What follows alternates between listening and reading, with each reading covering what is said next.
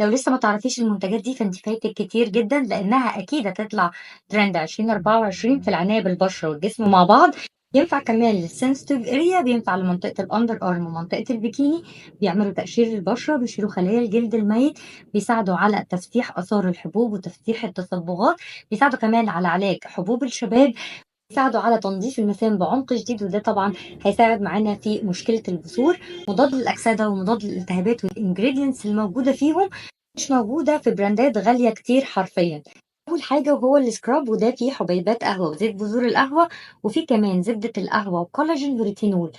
حرفيًا ما جربتش حاجة حلوة كده من فترة، لإنه بيشيل خلايا الجلد الميت وبينضف المسام بعمق، بيساعد على إن هو يدّي تفتيح من أول مرّة استخدام، بيدّي instant glow كده كإنِّك حطيتِ highlighter، البشرة بيبقى فيها نضارة من أول مرّة حرفيًا. الحبيبات بتاعته مش ناشفة خالص على البشرة، بالعكس عايزة أقول لكم إن هو ما بينشفش البشرة خالص، وجود الكولاجين فيه بيعمل ترطيب، وجود الريتينول فيه بيساعد على شد البشرة، والكافيين طبعًا معروف إن هو مضاد أكسدة ومضاد التهابات، وده كان أول منتج من منتجات العظمة اللي في سلسلة منتجات اقتصادية أحلى من الغالية بكتير. ما تنسوش تعملوا follow، لإن إحنا لسه عندنا منتجات كتير ما اتكلمناش عنها، وصراحة من حلاوتهم كل منتج بيحتاج فيديو لوحده.